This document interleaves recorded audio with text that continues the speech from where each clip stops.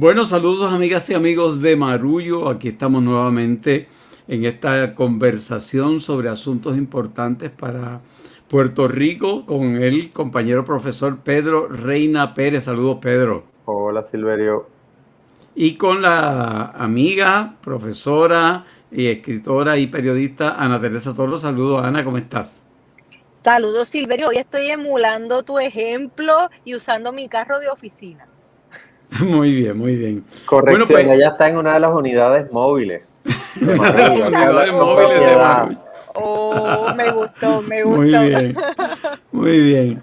Bueno, pues vamos hoy a tratar un tema recurrente en el diálogo puertorriqueño que tiene que ver con el asunto del estatus, pero me parece que estamos observando una situación novel y es que se presenta en el Congreso de los Estados Unidos dos proyectos que tienen que ver con el asunto del estatus. Un proyecto iniciado por Jennifer González, la comisionada residente, y donde se plantea la incorporación a Puerto Rico como Estado de los Estados Unidos.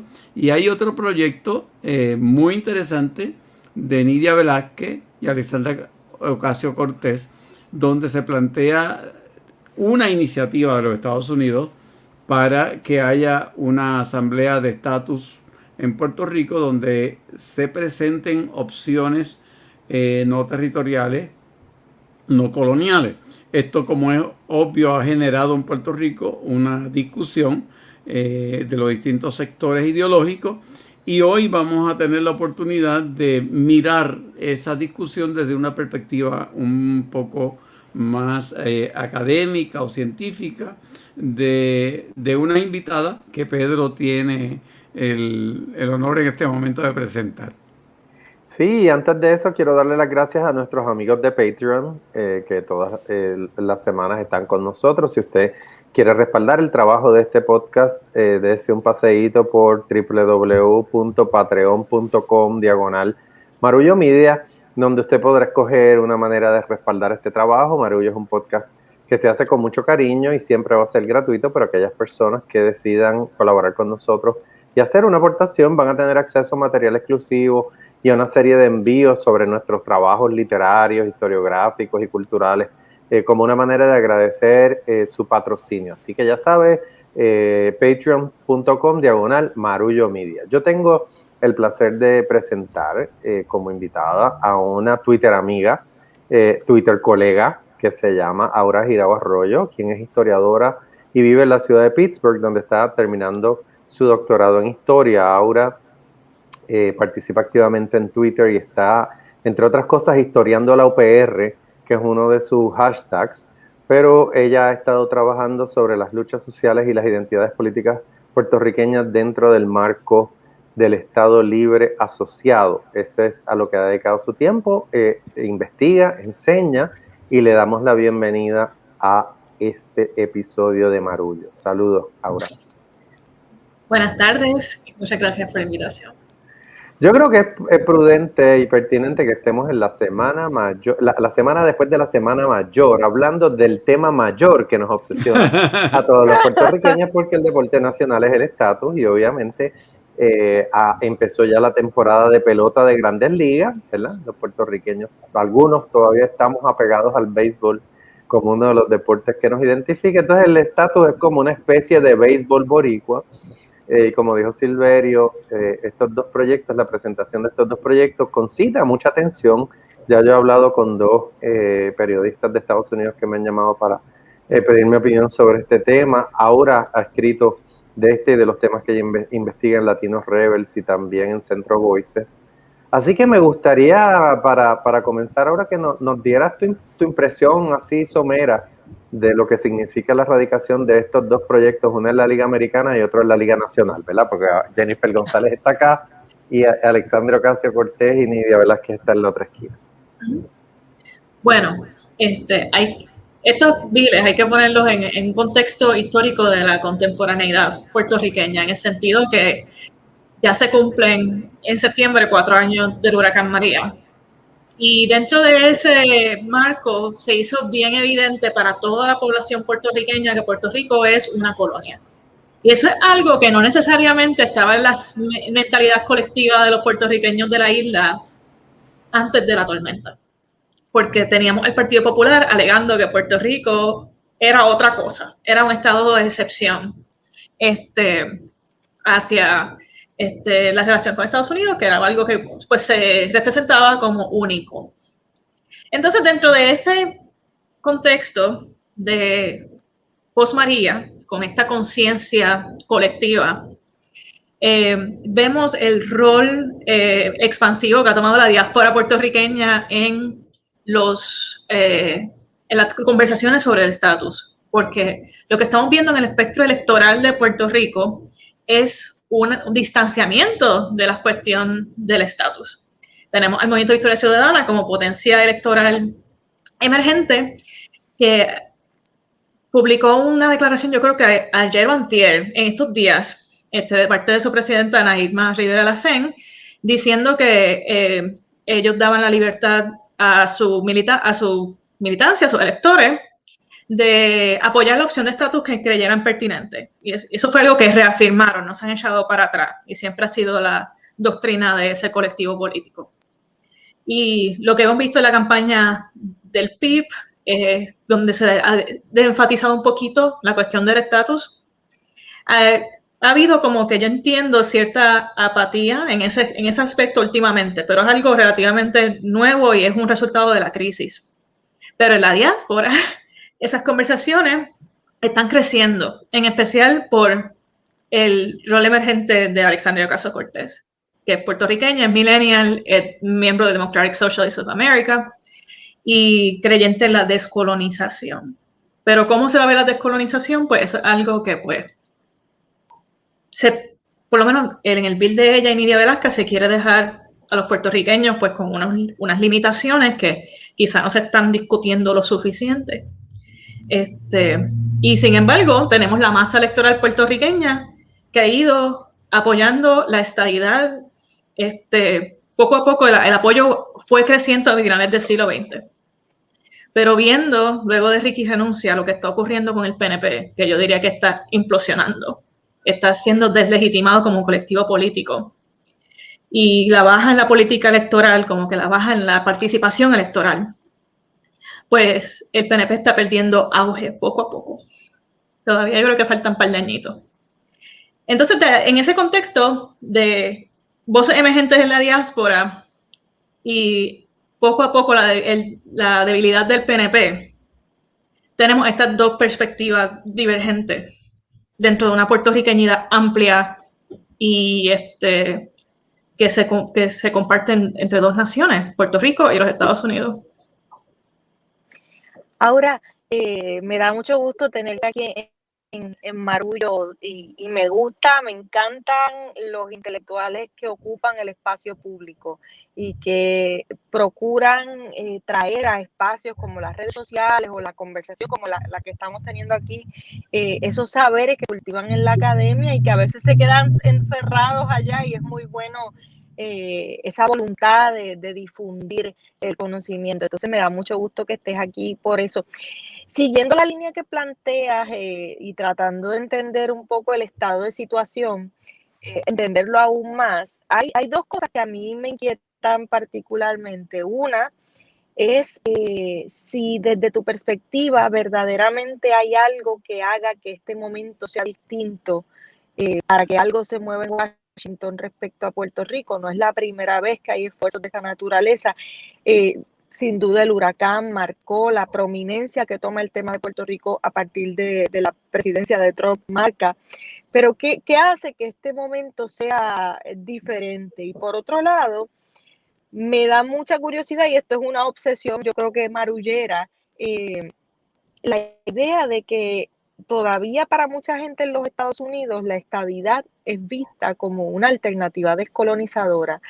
Y a mí eso siempre, y yo creo que a nosotros aquí en el podcast, eso es algo de, tú sabes, cuando uno dice, espérate, esto quedé con los ojos cuadrados, porque yo no tengo problema en que alguien diga que desea que la estadidad es lo que aspira, o sea, lo puedo respetar, pero me causa mucho conflicto que eso se presente a la gente como una alternativa descolonizadora. Yo preferiría que fuéramos honestos y transparentes y dijéramos, mira, lo que queremos es que la agenda colonial se concrete del todo, y la estadidad es la culminación de una agenda colonial de asimilación y absorción, básicamente. Eso es una cosa que hablamos mucho en este podcast. Entonces, nada, te quiero plantear esas dos ideas. Si este es un momento en el que verdaderamente puede pasar algo, y si es así, ¿por qué? Y cómo se dialoga en la diáspora el tema de la estadidad desde ese ángulo que es tan extraño. Sí.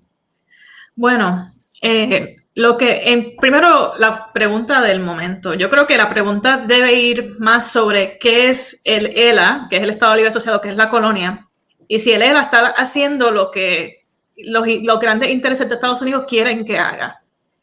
Y viendo en este momento histórico, yo creo que el ELA está funcionando. En especial por lo que vemos con la Ley 22, que eso ha estado, por lo menos en el Twitterverse, se ha convertido en un tema de muy amplia discusión, con estas personas adineradas que usan a Puerto Rico como paraíso fiscal, y hay quienes los consideran una cierta invasión, en especial con los millonarios de la criptomoneda, con el Bitcoin. Y yo no sé si esos intereses de verdad quieren que Puerto Rico cambie su estatus.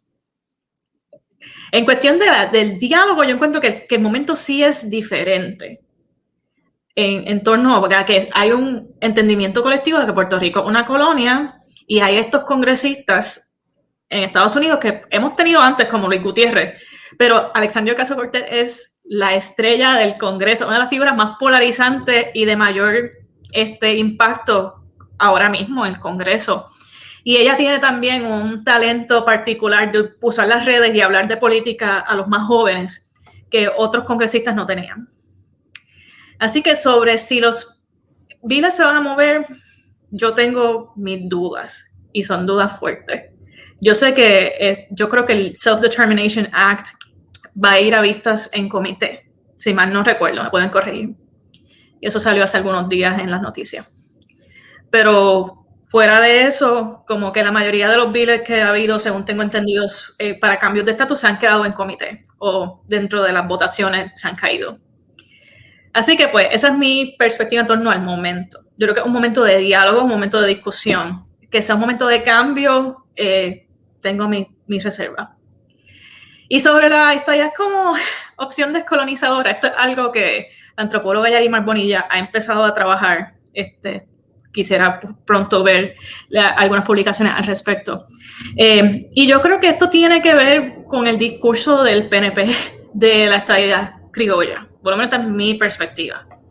Que poco a poco se ha visto la estadidad como algo que es otro estado de excepción, que Puerto Rico puede ser estado 49, 50, 51, pronto 52, si pasa a DC, pero que Puerto Rico sí puede seguir siendo un estado bilingüe, culturalmente latinoamericano, con Miss Universe, con este nacionalismo cultural.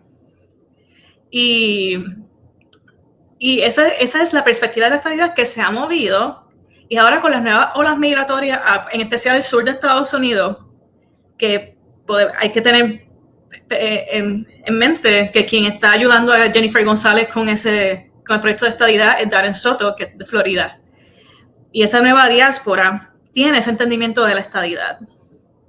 Pero Nidia Velázquez y Alexandria Ocasio-Cortez, a pesar de que ese es el discurso predominante en torno a la estadidad en los círculos de Estados Unidos, yo creo que el vocabulario del proyecto es bastante nebuloso, pero es más hacia la onda de autodeterminación e independencia que de la política eleccionista como algo que es descolonizador.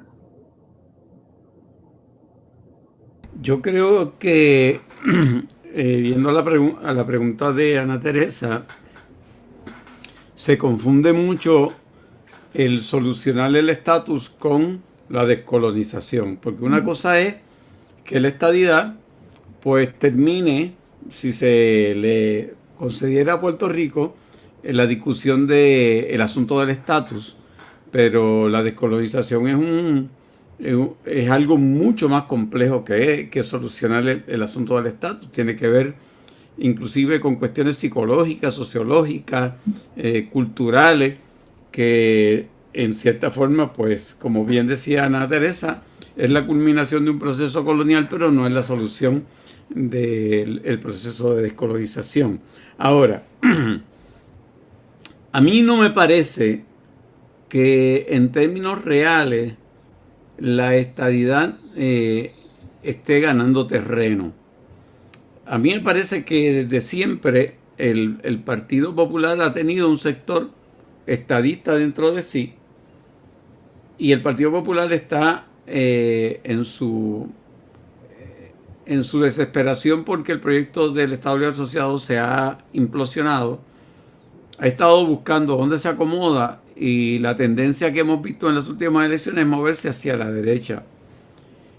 Y es obvio que en el referéndum ese que hubo, un sector del Partido Popular votó estadista. Pero yo no sé cuán sólido podría lucir la estadidad si se hiciera precisamente y claramente un proceso equitativo, un proceso donde hubiese una verdadera discusión sobre el asunto del estatus.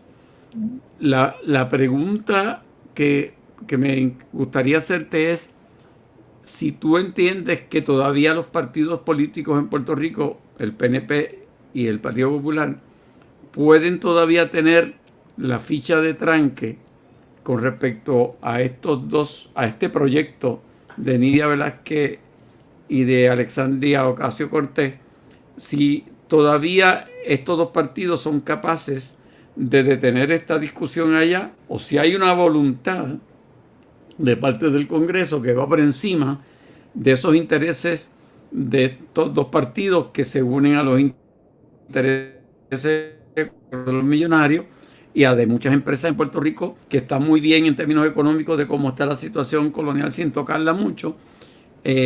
Sí, ¿qué pesa en este momento más? Ok. Primero, el punto sobre la estadidad. Yo creo que el PNP sí tuvo un auge a finales del siglo XX, a principios del XXI, pero la participación electoral está bajando. Así que yo creo que eso significa que el apoyo al PNP está bajando, porque el PNP es un partido que se ha limitado bastante a la política electoral y a los ejercicios plebiscitarios para amasar apoyo. No es como el PIB, por ejemplo, que tiene núcleos en las comunidades, y a pesar de que no hay tantas personas que votan en elecciones por el PIB, ellos saben que hay una oficina del PIB en el barrio. Y eso es algo bien diferente a lo que se ve con el partido PNP. En torno a si el PNP y el Partido Popular tienen poder de redirigir la discusión, yo creo que va más allá de los partidos y en torno a cuáles miembros de esos partidos tienen contactos con cabilderos y políticos en Estados Unidos. Porque, por ejemplo, alguien como doña Miriam Ramírez de Ferrer, que tenía muchos problemas con su partido, conocía a mucha gente en Estados Unidos y fue un miembro importante, por ejemplo, de las discusiones del proyecto Young. Pero ella no era, ella siempre fue una oveja negra dentro del partido. Así que como que yo creo que tiene que ver más en torno a ese conocimiento interno de política. Yo creo que, esta es mi opinión personal, pueden corregir si tienen alguna otra opinión, pero es que yo creo que la astucia política de esos partidos ha bajado en cantidad. Y muchos de estos políticos se rebajan a un nivel de lo que se consideraría las redes fotuteo, que ni siquiera hacen el performance de competencia.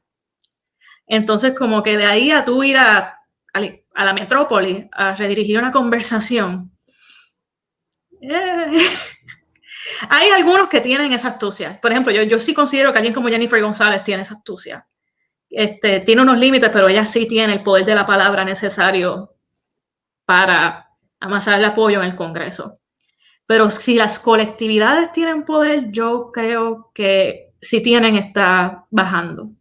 Y el Partido Popular está totalmente, por lo menos a mi entender, el Partido Popular está totalmente deslegitimado como colectivo político. Porque el Partido Popular no tiene ancla ahora mismo. Si el ERA se ha entendido colectivamente como un proyecto que está fracasando, como que tienen apoyo electoral, y en especial de las generaciones mayores en Puerto Rico. Pero entre los jóvenes, el apoyo al Partido Popular yo encuentro que es bastante bajo. Y sin ancla y sin líderes carismáticos se les está haciendo bien difícil amasar este apoyo electoral. Yo creo que vamos rumbo a que queden en tercer lugar para las próximas elecciones. La pregunta es quién va a ser segundo lugar. Eso todavía está cuestionable. Pero yo entiendo que ya ese partido no es el partido de Muñoz, no es el partido de Rafael Hernández Colón. Y ni siquiera de Aníbal Acevedo Vilá, que también era un político muy inteligente, con un poder de la palabra admirable. Wow, pues mira, yo después de esos extraordinarios comentarios de Aura, quiero recordar, no quiero sonar cínico, mano, pero se acabó la Semana Santa y la Semana Santa, ¿verdad? Para los que fuimos monaguillos como Silverio y yo, pues ponernos la sotana y desfilar en las procesiones de Semana Santa podía dar la impresión de que era la medida de nuestra piedad, pero en realidad era la medida de nuestras ganas de figurear, ¿verdad? Y hago este comentario porque yo me disfrutaba mucho Jueves Santo y Viernes Santo. Vestirme con la sotana negra, que era la única vez en San Francisco que nos dejaban vestirnos con la sotana negra, porque el resto del año era en la sotana roja.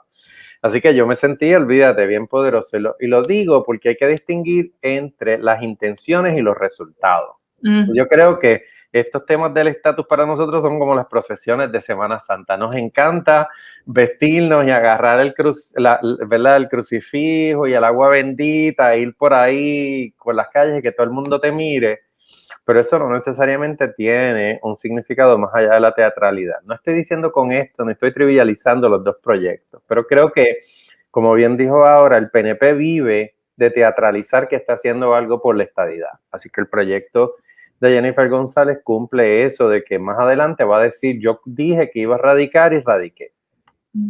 Entonces, en ese sentido, la ficha del tranque para mí, la ficha interesante es el proyecto de Alexandria Ocasio-Cortez y Nidia Velázquez, ¿verdad? Que a diferencia de Jennifer González, que quiere que hagamos un referéndum, estadidad, sí o no, y ya se acabó el juego, están estas dos congresistas hablando de una asamblea constituyente, ¿verdad? De hacer una asamblea constitucional de estatus, que es el cuco del PNP, porque el PNP no quiere, se la pasa repitiendo por ahí, que ese es el truco para meterles la independencia por la cocina y que ellos lo que quieren es un voto sí o no. Así que a mí me parece que hay que distinguir entre las intenciones y verdaderamente los resultados. La experiencia del proyecto John, que es un proyecto que, ¿verdad?, es la única vez que todos los sectores políticos en Puerto Rico se han sentado en una mesa a tratar de consensuar algo, tiene lecciones que son importantes aquí todavía, ¿verdad? Porque en aquel momento hubo una intención verdadera de mover el proceso con legitimidad. Y aquí tenemos dos proyectos en las dos esquinas y parecería, pienso yo, que también eso hace que haya una gran posibilidad de que se cancele, porque en realidad el Partido Popular, que es un partido que es el que mejor representa el purgatorio político en Puerto Rico después de la Semana Santa, el Partido Popular vive atrapado entre el miedo a la estadidad y el miedo a la independencia. Así que viven, ¿verdad? Los que son católicos y entiendan esto, el purgatorio es ese lugar al que ninguno de nosotros quiere llegar. Yo tengo una imagen muy clara de mi abuelita. Cuando se murió mi abuelo, mi abuelita le rezaba un rosario todos los días a las 4 y yo una vez le pregunté, ¿por qué tú rezas el rosario todos los días a las 4? Y a mí me dice, pues yo estoy segura que tu abuelo se quedó en el purgatorio, y ella les rezaba tratando de empujarlo para sacarlo de allí, porque el pobre hombre estaba congelado así como Han Solo en Star Wars. Y ella creía que le iba a mover. Entonces los populares, si bien están atrapados en el purgatorio, tienen la capacidad de torpedear las cosas a punta de billetes y de entender un poco cómo funcionan las cosas y de trancar el juego y de impedir que nada suceda. Y creo que esa es una de las tragedias. Ahora, la pregunta después de gran preámbulo. Lo que ha sucedido la semana pasada con la aprobación de la supresión del voto en Georgia, todas estas medidas para castigar la participación, para limitarla, le pregunto ahora, ¿qué nos dice sobre el clima político de Estados Unidos? O sea, en Georgia ahora mismo se están implementando leyes que van desde exigir identificaciones emitidas por el Estado a cada votante, hasta prohibir que les lleven agua a los votantes que se paran en fila en los colegios electorales, para que la gente se desmaye, le suba el azúcar, se mueran y sea ilegal proveerle alimento o agua a los votantes. ¿Qué nos dice eso ahora sobre el clima que hay en el Congreso para considerar la admisión de Puerto Rico como Estado 51?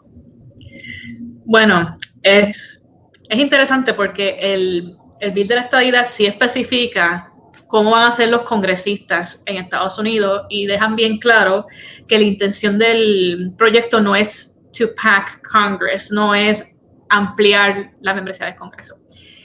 Y eso es una vara de doble filo, una espada de doble filo, una cuchilla de doble filo.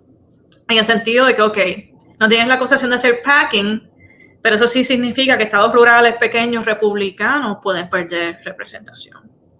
Y en Estados Unidos se ve a Puerto Rico como un espacio que siempre va a votar demócrata, a pesar de que yo y algunos de mis colegas creemos que Puerto Rico sería un swing state, porque en Puerto Rico hay muchos elementos socialmente conservadores, hay mucha oposición al aborto, por ejemplo, que pudiera ser persuadido por la política del Partido Republicano si Puerto Rico se llegara a convertir en un estado. Así que yo creo que sí hay un miedo. También está el factor racismo, que se ha visto claramente, como dijiste, en el bill de Georgia. No solo se aprobó el bill, sino que mientras se estaba deliberando y firmando, arrestaron a una congresista negra en el Capitolio de Atlanta. Por tocar la puerta del gobernador. Sí. Entonces, pues, pero esto yo creo que es nada más, hay muchos vacíos en los dos proyectos. En el sentido de que, ok, el proyecto de la estadidad sí deja claro que Puerto Rico va a llevar representación al Congreso y que eso va a alterar la membresía, pero no los números. Ese bill no deja claro qué va a pasar si en Puerto Rico se vota o no. Puerto Rico se queda colonia, se le da la independencia. No dice.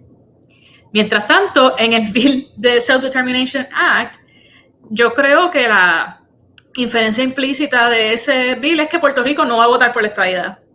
Porque lo que mucha gente no lee de ese bill es que el bill, esa convención de estatus va a estar en colaboración con una comisión que se va a crear en el Congreso.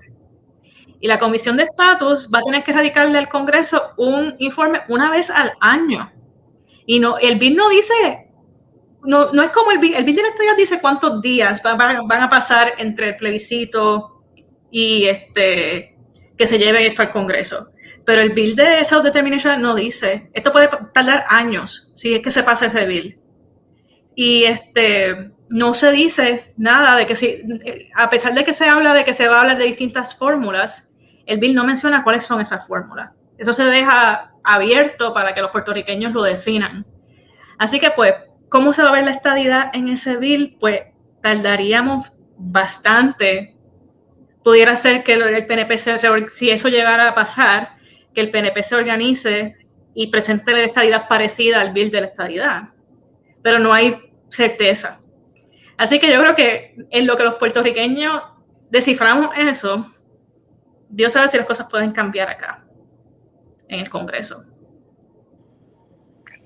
Sí, no, sin duda son dos acercamientos muy diferentes. Yo sí reconozco el trabajo político que se hizo desde Puerto Rico para que hubiese un proceso de educación, sí, de explicación a una congresista como Alexandria Ocasio-Cortez, que con todos los méritos que le reconozco y su inteligencia totalmente fuera del molde, o sea, es una mujer admirable en todo sentido, inicia tratando el tema de Puerto Rico desde una mirada bastante colonial, y eso hubo un trabajo político que crea la evolución que vemos y que se traduce en ese proyecto.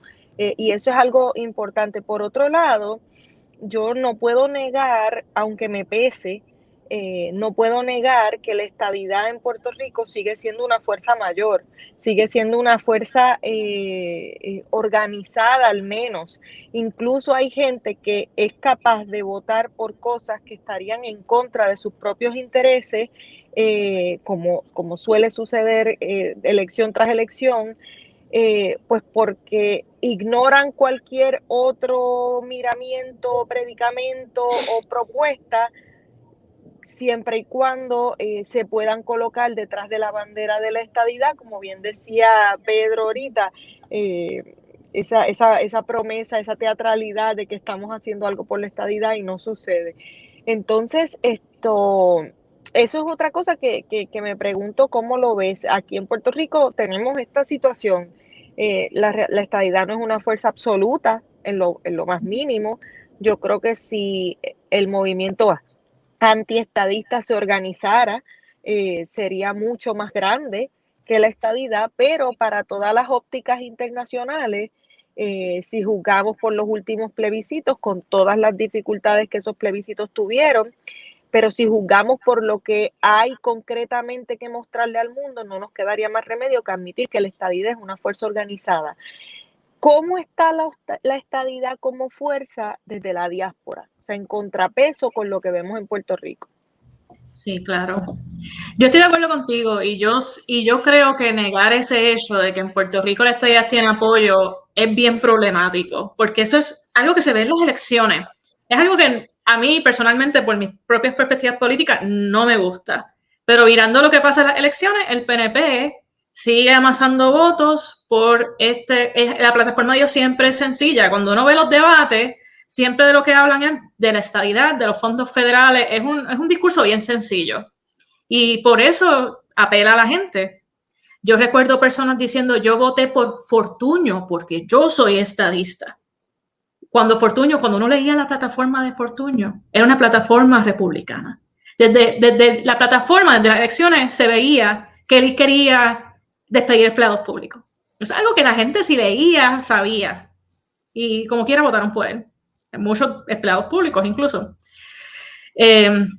Así que yo creo que eso es una pregunta que se tienen que hacer colectivos independentistas o colectivos que no favorecen una opción de estatus, disculpa. Porque yo creo que va a dar trabajo. Si ellos se organizan y van más allá de fondos públicos, estadidad, pudieran ser una fuerza difícil de manejar como para sectores independentistas si se llegara a dar esta convención de estatus. Yo creo que lo que ocurre en la diáspora es bien determinado geográficamente, porque en los sectores de New England, al noreste de Estados Unidos, Nueva York, Massachusetts, pues hay sectores que favorecen la independencia, la mayoría favorecían el Partido Popular, porque veían a Puerto Rico como esta patria que pueden o no conocer con distintos grados de interacción. Y pues seguía siendo algo diferente, pues gracias al Partido Popular, que había llevado el progreso, etcétera. Ya eso está un poquito en decadencia. Y entre los jóvenes, pues el discurso de la descolonización sí está tomando auge. Eso en el noreste de Estados Unidos. En el sur, la diáspora de Florida, yo argumentaría que apoya más la estadidad que la independencia. Y esto es una diáspora que según Jorge Duani, que el concepto del Disney Rican, a mí me encanta, que epitomiza esta migración al centro de la Florida, que es más joven, que no necesariamente estudia en la universidad antes de migrar, como el discurso de la fuga de cerebros que vimos a principios del siglo XXI, perdona. Y pues ellos todavía están interactuando con familiares en Puerto Rico que votan PNP. Y ellos son como que ahí, por eso es que vemos Darren Soto, Jennifer González, amasando ese apoyo en el sur. Se puede ver en Florida, las Carolinas, en Georgia. La diáspora de Texas, eso es algo que hay que analizar. Esa no se ha analizado lo suficiente, porque ahí sí hay una fuga de cerebro, en especial de maestros, a las ciudades de Texas. Pero yo entiendo que para entender el apoyo a la estadidad hay que mirar geográficamente y yo no puedo darte una sola contestación a esa pregunta, porque varía demasiado. Yo tenía una curiosidad y es, yo sé que tú estás muy en contacto con grupos y personas que vienen de Latinoamérica o que estás mirando también el cómo Latinoamérica mira lo que está sucediendo en Estados Unidos. Y te pregunto si ha variado de alguna forma esa mirada que teníamos en Latinoamérica de este país entregado a los Estados Unidos, que somos ya Estados Unidos, mientras que nosotros predominantemente nos seguimos viendo latinos, latinoamericanos. ¿Cómo ha cambiado y cómo cambia, dado estos proyectos que se discuten obviamente en los periódicos en los Estados Unidos, la mirada de los latinoamericanos en Estados Unidos sobre Puerto Rico? Okay. Pues la interacción que he tenido, tengo que admitir que es más limitada en este aspecto, porque yo estudio luchas sociales, así que los grupos que yo sigo en Latinoamérica son grupos activistas. Y ellos tienden a irse más en la onda de descolonización, autodeterminación. Y eso son solidaridades que llevan muchos años, décadas. Por ejemplo, la solidaridad de Cuba con la descolonización de Puerto Rico es algo que lleva varias décadas. En cuestión a la estadidad, yo creo que eso es algo que amerita investigación y conversaciones. Porque hay quienes dicen que hay personas que calladamente dicen, ay, eso sería lo mejor para Puerto Rico, que sea un estado. Pero eso no es algo que necesariamente interese a los académicos analizar. Porque dentro del espectro académico hay unas perspectivas particulares que tienden a predominar en estos espacios académicos e intelectuales, que se ve como algo que es imposible. ¿Cómo va a ser posible que una persona latinoamericana crea que la estadía es lo mejor para Puerto Rico? Yo creo que es posible que lo piensen, pero no sé lo específico porque no es algo que estemos conversando. Así que pues yo creo que se ha mantenido, pero en parte por esa solidaridad de muchos años. Y pues veremos cuando empiecen los debates en el Congreso, si es que esto se debate en comité, qué es lo que dicen estos colectivos. Bueno, yo le quiero dar las gracias a Aura Girao, colega historiadora y pensadora de temas sobre Puerto Rico, por estar con nosotros. Yo creo que, como dije al principio, el estatus es un tema que nos convoca y habrá que ver si llegamos a primera base, porque de nuevo, estamos en el plato, viene el lanzamiento, estamos viendo a ver si conectamos o no, y nos divertimos muchísimo en el proceso. No, de nuevo, perdónenme porque no lo quiero trivializar, para mí yo creo que la resolución del estatus político es el asunto más importante que tiene que ocurrir en Puerto Rico para que haya justicia social de alguna manera. Así que no lo trivializo, creo que es importante, pero gracias, Aura. Dinos cómo te pueden seguir en las redes sociales. ¿Cuál es tu handle? Sí, yo estoy en AS Girau, so es ASJIRAU en Twitter, y tiro los hashtags, estoy en hashtag Puerto Rico, hashtag Historiando la UPR y otros hashtags que también uso, que es Historiando el ELA, porque yo entiendo que analizar la colonia críticamente es algo que necesitamos para empezar en este momento político. Así que compartiendo ese conocimiento después del 52. Y estoy en Facebook también como Historiando la UPR, que lo tengo un poquito más dormido y poco a poco espero revivirlo. Sí, pues ya saben, la siguen en Twitter, que ella está bien activa, yo doy testimonio. Antes de tirar la cortina, que es siempre mi trabajo, quiero invitar a aquellas personas que nos siguen en Patreon a que se queden con nosotros después que se acabe el episodio, porque vamos a prender nuestras bolas de cristal para convertirnos en Anitas Casandras y predecir qué puede pasar en los próximos 4 años. Así que no se vayan. Mientras tanto, este podcast es producido por Agora Cultural Architects al mando de Elsa Mosquera y Beba Rivera. Los contenidos son de Jorge Vázquez y Ana Inés Juliá, la música de Guarenex Morales Matos, el diseño gráfico de Lidia María Ponte y la fotografía de Javier del Valle. Gracias por estar con nosotros y hasta la próxima. Esto es Marullo.